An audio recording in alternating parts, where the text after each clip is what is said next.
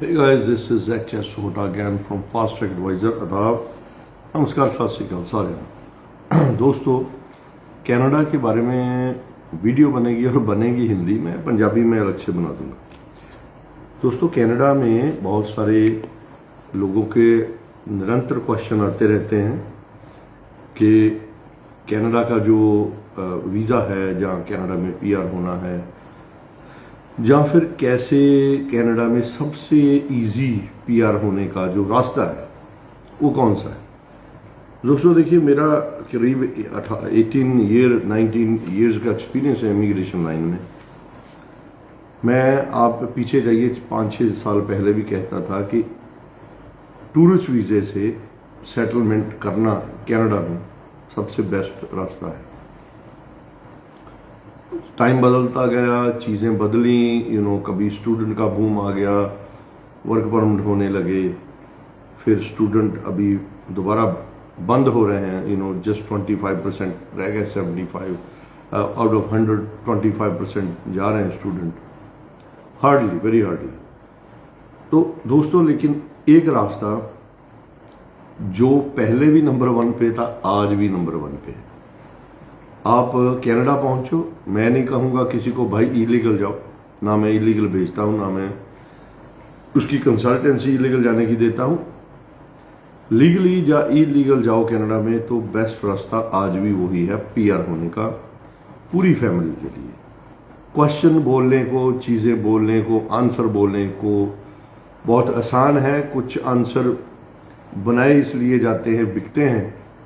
कुछ क्वेश्चन बोले इसलिए जाते हैं कि वो सिर्फ दिखाने के लिए क्वेश्चन है, लेकिन पीछे स्टोरी और है, तो वो पर्दे के पीछे पूछे जाते हैं। ये दोनों ही काम मैं नहीं करता हूं। देखिए, आज भी अगर किसी ने सेटल होना है कनाडा में, लोग धड़ाधड़ कनाडा में पीआर हो रहे हैं। सबसे बढ़िया रास्ता वही है, टूरिस्ट वीजे से आप पीआर हो सकते हैं विद फैमिली। इसके लिए आपको कोई एजुकेशन नहीं चाहिए, आपकी एज का कोई बैरियर नहीं है। आप एक दिन से 100 साल के भी हों तो भी इस रास्ते से आप पक्के हो सकते हो, कनाडा में पीआर हो सकते हो। अगर आपकी एजुकेशन 0 है, या आपने पीएचडी की रखी है, एमबीए की रखी है, तो भी आप एलिजिबल हो। अगर आपके पास करोड़ों रुपया है तो भी आप एलिजिबल हो। अगर आपके पास रोटी पानी भी चलाना आपका मुश्किल है, लुक शिप के रह रहे हैं, तो भी पॉसिबल है। अगर आप कोई दुकानदारी कर रहे हो छोटी सी, तो पॉसिबल है। आपकी फैक्ट्री है तो पॉसिबल है। आप अगर किसी गुरुद्वारा साहब में की धार्मिक स्थान पे रहते हो, वहीं से आपका गुजर बसर हो रहा है, तो भी पॉसिबल है। आप किसी मंदिर के पुजारी हो तो भी पॉसिबल है। आप एक्स आर्मी मैन हो तो पॉसिबल है। आप पुलिस में हो या एक्स पुलिस मैन हो तो पॉसिबल है। चाहे सरकारी नौकरी, प्राइवेट नौकरी, छोटा बिजनेस, बड़ा बिजनेस, या फिर आप दिहाड़ीदार हो तो भी पॉसिबल है। इसके लिए क्या पड़ेगा कि आपको पहले टूरिस्ट वीज़ा करवाना पड़ेगा।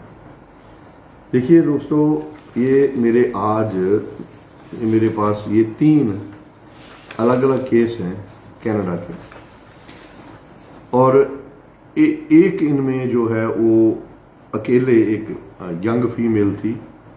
वो बोली कि मैंने सर कनाडा जाना ही जाना है, जो मर्जी हो जाए, मैंने वहाँ जाकर पीआर होना है, सेटल होना है, रहना है। देखिए, इसको 6-7 महीने लगे, ऐसे निकल जाते हैं 6-7 महीने। तो इंडिया में बता मैं ज़्यादा रहा हूँ, एक्चुअली इनको लगे तो 4, किसी वजह करके मैंने इनको रोका था। तो 6 महीने ऐसे निकल जाते हैं, तो 6 महीने इंडिया में और 7वां महीना जो है, 7 महीने कनाडा में, इनके पास इनका पीआर कार्ड बन के आ गया। ऐसे ही 2 जो अलग लोग हैं, वो फैमिली वाले हैं। एक की फैमिली है, 2 बच्चे हैं, एक की फैमिली, उनके 4 बच्चे हैं। ये भी इसी तरह से आए कि सर हमें तो कनाडा में सेटल होना है, अच्छी कंट्री में सेटल होना है, लीगल इलीगल आप करवा दो। भाई इलीगल तो मैं कुछ नहीं करता हूं, ना मैं करूंगा। लीगल इन ऐसे और भी बहुत हैं, लेकिन ये मेरे इसी हफ्ते के जो लोग पीआर हुए हैं, जिनके पीआर कार्ड आ चुके हैं, इसका मैं मतलब भी आगे समझा दूंगा। तो ये इसी हफ्ते के मेरे पीआर हुए हैं, तीनों केस, और भी हैं, कम दिखाते हैं, उसकी वजह है विद फैमिली और सिंगल लड़की, एक के 3 बच्चे, एक के 4 बच्चे, एक के 2 है, एक 4 है। तो ये इनका मैंने टूरिस्ट वीज़ा करवाया, उसकी अपनी फीस ली, फिर मैं बाकी पैसे, बहुत सारे पैसे जो कनाडा पहुंचने पर लेता हूं।